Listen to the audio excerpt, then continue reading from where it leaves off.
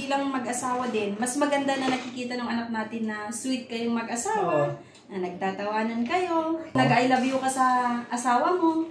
Kasi alam nyo ba, pag maganda yung environment na pinalakahan ng anak mo, yun yung magiging standard niya sa paglaki. Papasok sa isip niya na, gusto ko kapag malaki ako, yung pamilya ko kagaya nito na masaya. Lagi nag-uusap si mama at si papa. Gusto ko pag ako ay nagkapamilya din, ganito din yung klaseng lalaki na kakausapin ako. Paano mo malalaman na yung miyembro ng pamilya mo meron na palang hinanakit sa'yo? Kailangan magkaroon ng monthly assessment sa isang pamilya. Paano pa ito gawin? Bali, kayong mag-asawa, kasama yung anak mo, anak nyo, kung marami, di ba? Mag-uusap kayong lahat, magkaroon kayo ng open forum para kayong magmi-meeting. Parang merong ilalagay doon sa hot seat. I-hot seat kayo. Tapos ngayon, ilalabas lahat kung ano yung nararamdaman nyo sa isa't isa, ano yung hinanakit mo, ano yung na-appreciate mo sa kanya. Magkaroon kayo ng rules doon sa usapan na yan. So, yung rules na yon, kapag si Mr. yung hot seat, wala siyang karapatan na i-defend yung sarili niya. Kailangan makinig lang siya. Tanggapin kung ano yung sasabihin ng anak at asawa na hindi maganda sa kanya. Siyempre, appreciate muna natin yan. Yung maganda muna, maganda. Okay, alam mo Han, maraming salamat kasi ganito, masipag ka. Lagi rin nagluluto ng pagkain namin. Naghuhugas ka pa minsan, tinutulungan mo ako sa trabahong bahay. Pero kasi, ganito.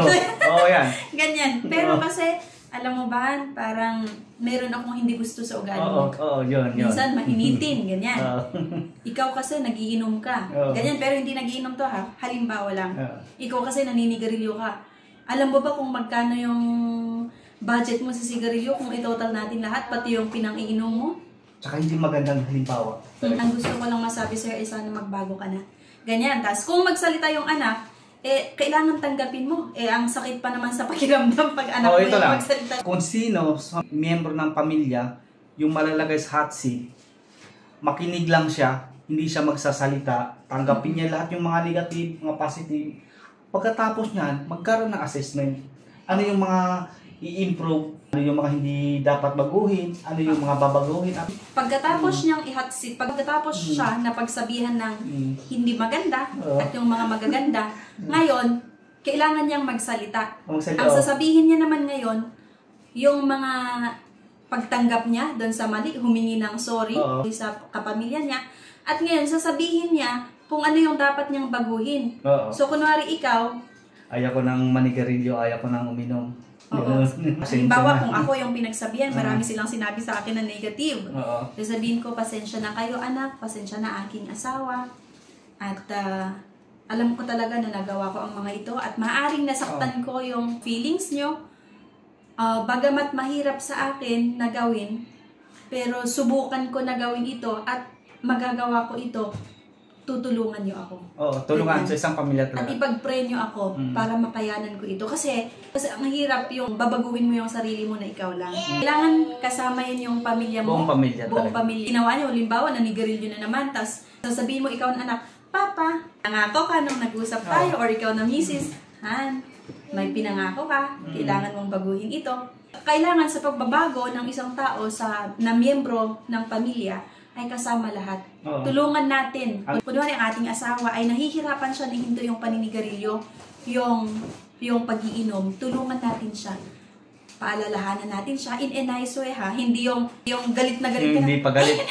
Hindi diba? Diba? Hindi pwedeng gano'n. Pag ang banat mo sa asawa mo, ayun naman, nag-inom ka na naman.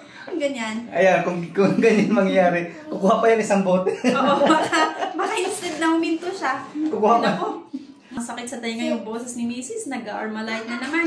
Merong mga anak na nagsasabi rin na paano ko ba i-respeto yung aking tatay na hindi naman siya respeto. Paano ko i-respeto yung mga magulang ko na hindi naman ka-respeto. Pag nasaktan ka or ang sakit ng loob mo bilang anak dahil may ginawa yung magulang mo na hindi maganda at maaring pinahiya ka sa maraming tao, or maaring laging nagiinom tapos pinagbubuntunan ka ng kamay kapag lasing.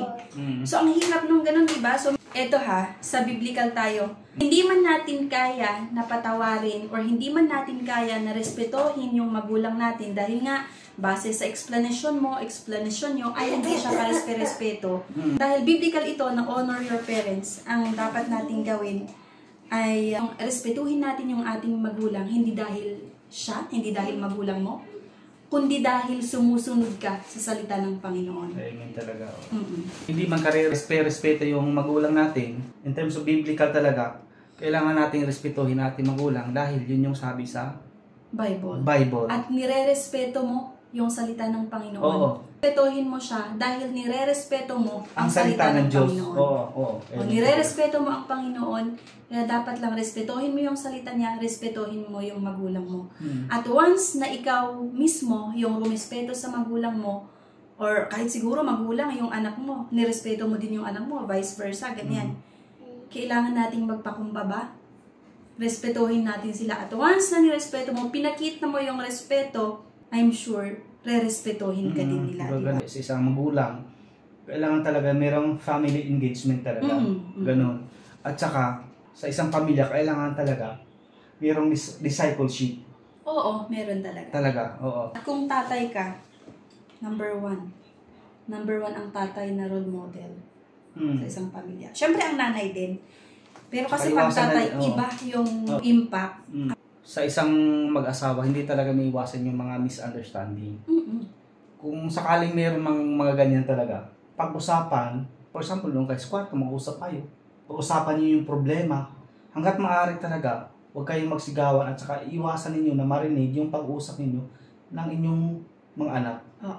Yun talaga. Hindi talaga maganda na nakikita ng mga anak na kayo ay nagsisigawan.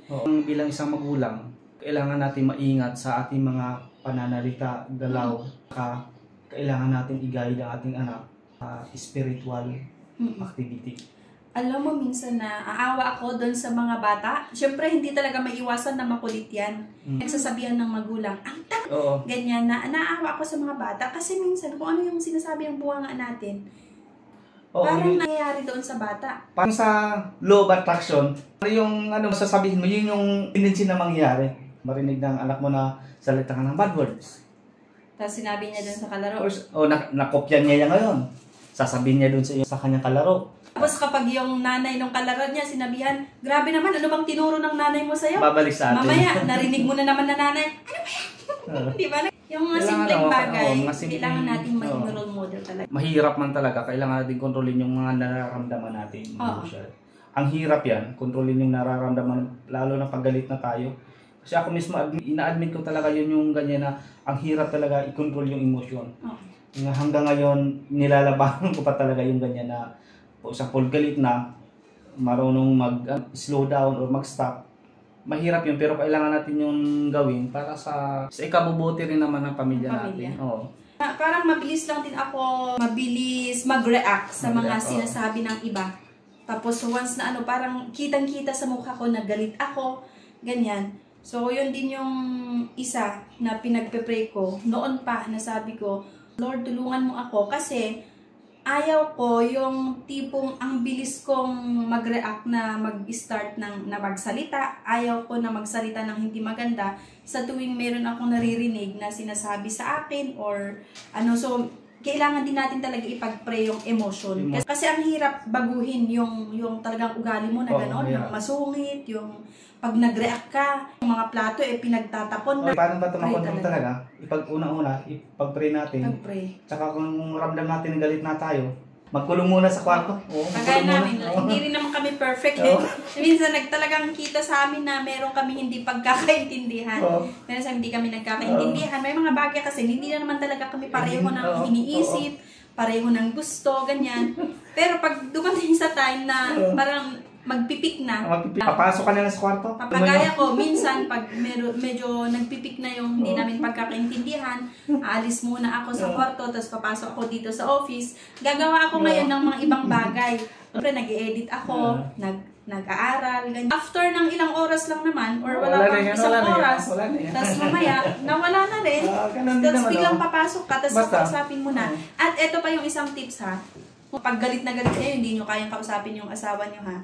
Pwede nyong i-text Lahat ng mga nararamdaman mo, I-text kahit na galit ka, nangyayari sa amin to eh. Ganun sa amin. Kapag galit, pero hindi na natin ginagawa Hindi ngayon. na.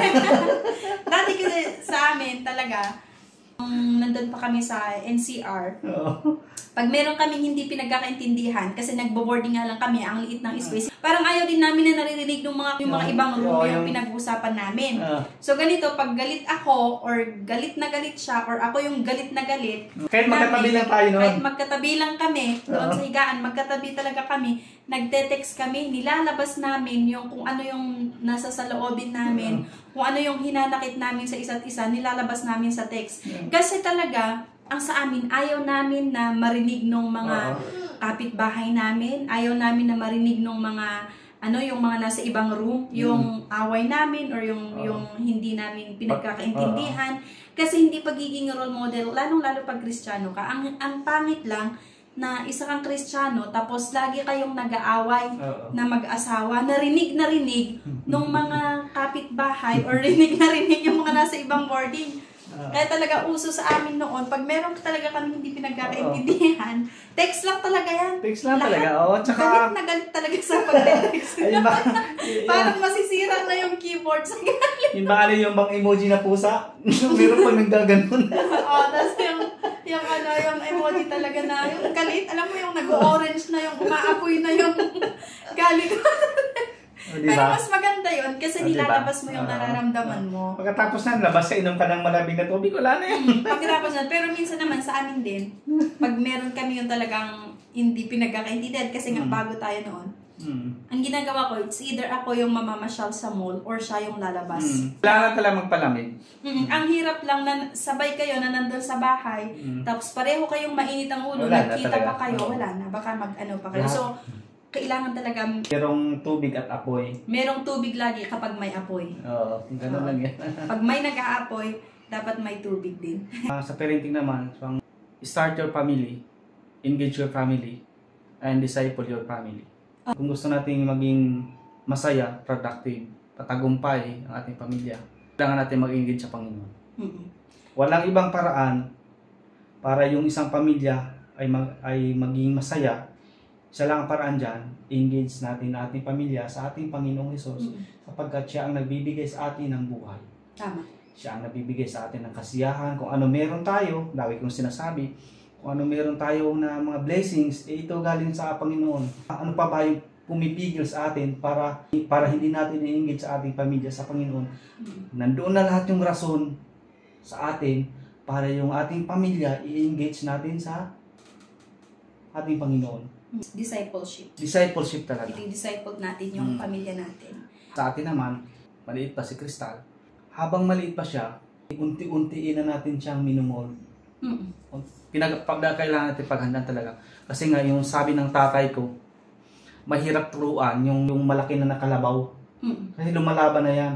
Kapag yung kalabaw, tinuturuan mo ng bata pa, nakikinig yan at unti-unti, kung ano yung tinuturo mo, na-adapt niya yan hanggang isa sa buhay niya yan. Maaring may iba na magsasabi na magkakaiba tayo ng technique sa magkakaiba tayo ng technique sa ating pagpapalaki sa ating anak. Pero, pinaka sa lahat, kailangan sa isang pamilya, sentro talaga ang Panginoon. Panginoon talaga. Walang ibang technique, kundi kailangan yung Panginoong Hesus natin ang siyang maging sentro. Sa akin walang ibang technique. Pera, maglilid lang yan ng kaguluhan. Ang pinakauna talaga sa isang pamilya, Panginoon. Talaga rason para hindi natin ilapit yung ating pamilya sa Panginoon. Bagit lang din yung pagdating sa pera. Sa isang pamilya, kailangan ipag-pray din natin yung mga blessings na natatanggap natin para turuan tayo ng Panginoon kung paano maging good steward ng pera na pinagkaloob niya sa atin. Paano natin gamitin yung pera na hindi nasasayang, na nagagamit natin na naayon sa kagustuhan ng Panginoon. Kasi may mga iba, ang dami nating pera nga, pero hindi pala naayon sa kagustuhan ng Panginoon. Kapag yung pera, hindi mo pinag-pray at nagamit ito sa hindi maganda, mag-create ito ng kaguluhan. Oo, amen. Pero kapag yung pera, in-acknowledge mo na yung pera ay galing sa Panginoon, pinag-pray mo na tulungan tayo ng Panginoon para saan ba natin gagamitin yung pera na naayon sa Kanya, magkikreate ito ng kaayusan ng pamilya. Oo. Merong dalawang blessings. Blessings na galing talaga sa Panginoon, yun yung mag-create sa atin na magandang oportunidad. Yung akala natin na blessings na hindi naman galing sa Panginoon, ito yung mag-create ng distraction. Oo, at kaguluhan. For example, tao nanalo ng loto, million. Ano ba yan? Blessings ba sa kanya? Maring sabihin natin na blessings yun sa kanya kasi million, nagbago yung kanyang buhay. Pero, dahil nga sa pera na yan, nagkawatak-watak yung kanilang pamilya. Dahil sa pera na yan, pinasok nila yung iba't ibang bisyo. Makamundong bagay. Dahil maraming pera. Dahil maraming pera, gamitin dun sa mga bisyo. Tatawag ba natin yung blessings? Hindi. Sapagkat yung pera na yan, nagli-lead dun sa mga masamang gawain. Oo. Diba, hindi yan blessings. Nagkukos yan ng distraction talaga. Kung meron tayong pera talaga, ang una-una natin gagawin, ipagdasal natin sa Panginoon na Lord, protektahan niyo po itong blessings na pinagkaloob niyo sa amin. Para magamit sa para tama. magamit namin ito sa tama. Bilang mga young parents tayo, di ba, syempre hindi pa tayo talaga yung magaling sa kung paano mag-alaga sa anak. Ano kaya yung sa tingin mo yung reason kung bakit may mga anak na kahit galit na si nanay or si tatay, magpayo, ganyan, pero hindi, may mga anak pa rin talaga na hindi sumusunod. Marami na rin kasi tayo nakikita na ganyan sa paligid. Minsan, galit na yung nanay dahil ganito yung ginagawa ng anak, magbigay ng payo, pero walang nakinig, walang narinig yung anak. Bakit kaya talaga? Bilang isang magulang, tatanungin natin sarili, bakit yung aking mga anak hindi nakikinig sa akin? Kailangan natin ng assessment. Baka naman, kaya rin na magulang, matigas din siguro ulo natin. Karamihan sa mga bata ngayon talaga, hindi yan nakikinig. Oo. Ginagaya nila kung ano yung nakikita nila sa kanilang magulang. Halimbawa na lang, ikaw, meron kang sinabi sa akin, tapos biglang feeling ko, parang na-offend ako. Or kunwari, medyo galit ka ng konti, meron kang masabi na hindi ko nagustuhan. Tapos ako naman, dahil narinig ko, tas hindi maganda sa pandinig ko yung nanabi mo, biglang alab din, biglang taas din ng dugo ko. Tapos nag-away tayo, yung mga simpleng bagay na pinagmumulan ng away, nakikita kasi ng anak yan. Oo, nakikita. Minsan, nagtataka din yung mga nanay, nagtataka tayong mga magulang, bakit sasagot-sagutin ako ng anak ko? Diba? Minsan yasis mo din, baka naman ikaw din, pala sagot ka din. So, ano yung nakikita ng bata sa atin? Kasi dapat role model tayo eh. Kung ano yung nakikita ng anak natin sa atin, yun din yung gagawin nila. At kung lagi kayong nagsasagutan ng asawa mo, kasi wala sa inyo yung nagpapakumbaba, wala sa inyo yung binababaan yung pride. Siguro minsan kasi pride din yung isang dahilan kung bakit nagkaroon ng away. So, nag-away kayo at nakikita ng anak mo, tapos minsan, pinagalitan mo yung anak mo, sinagot ka. Kasi yun nga, yung nakikita niya sa inyo. Kailangan talagang maging role model tayo. Mahirap maging isang role model sa isang pamilya. Kailangan natin gawin para sa ikabubuti ng membro ng pamilya. At magkaroon tayo ng relationship sa yung anak natin tahimik. Hindi natin alam, nasasaktan na pala natin siya. Kailangan natin magkaroon tayo ng communication. Ngari, tayong magulang, pinapayuhan natin yung ating mga anak na anak. Please lang, huwag kang manigarilyo. Anak, please lang, huwag kang iinom kasi wala kang kinabukasan kapag marami kang bisyo. Pero, ikaw na magulang, ay nagiinom ka naman, di ba? Ikaw na magulang, naninigarilyo ka naman. Syempre, kapag yung anak mo ay bata pa lang, iisipin niya, nakikita niya sa'yo, ay, parang maganda mag-inom. Parang ang ganda pala manigarilyo. Patay na, inom ng inom. Laging tumba-tumba sa daan, ano? Oo, di ba? Tapos nakikipag-away ka pa tuwing lasing. Kung yan yung kinagisnan ng anak mo sa kanyang paglaki, hindi naman lahat kasi may mga bata talaga na mataas ang IQ na kapag ganyan yung kinagisnan, paglaki nila, parang ayaw nila na mangyayari sa pamilya nila yung kinagisnan nila. Pero karamihan kasi sa mga bata ngayon, kung ano yung nakikita sa magulang, minsan ginagawa din nila kasi lagi nga nilang nakikita sa magulang. Kaya nga, dapat nga talaga ang una, tayong mga magulang ang modelo. Ang unang magpakumbaba, unang umintindi, unang aayos kung mayroong problema. bago pa lang tayo nakakilala sa isang baso na kape mahina na yung 5 stick na sigarilyo at saka umiinom ako. Siyempre nakapamilya na ako. Tinanong ko sarili ko, paano ako magiging role model kung nakikita ng anak ko na naninigarilyo ako, na nag-iinom ako. Minsan parang naloloka ako pag nakakakita ako ng mga anak, gawin mo ito ha. Huwag kang uminom, huwag kang manigarilyo, mag-aral ka ng mabuti. Pero sila mismo, hindi kayang itigil yung pag-iinom. Kabaliktaran. Paano mo sabihin sa anak mo, huminto ka sa pag-iinom, ikaw mismo, ginagawa mo, di ba?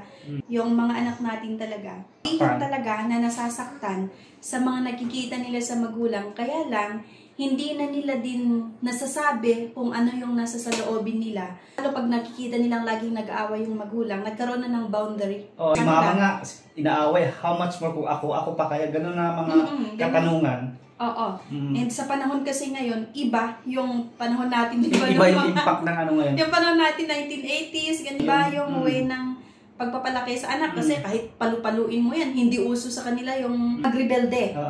Sa panahon natin noon, kahit pinalo na tayo ng ilang beses, malakas na palo, parang hindi sumagi sa isip natin yung magrebelde.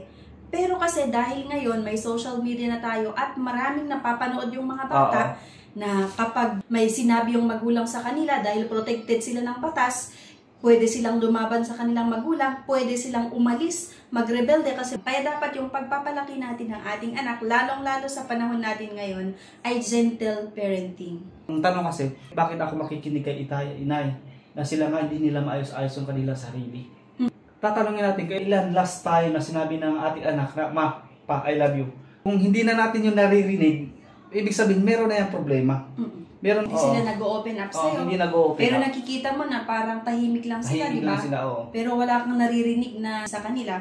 So, ibig sabihin, may problema. Ang pagiging sobrang istrikto talaga sa pagpapalaki ng anak, hindi rin yan talaga maganda. Tatako na yung anak mo, anak natin na magsabi ng kanilang problema kasi baka pagalitan mo lang. Kailangan din natin kasi simpinggan natin yung ating mga anak.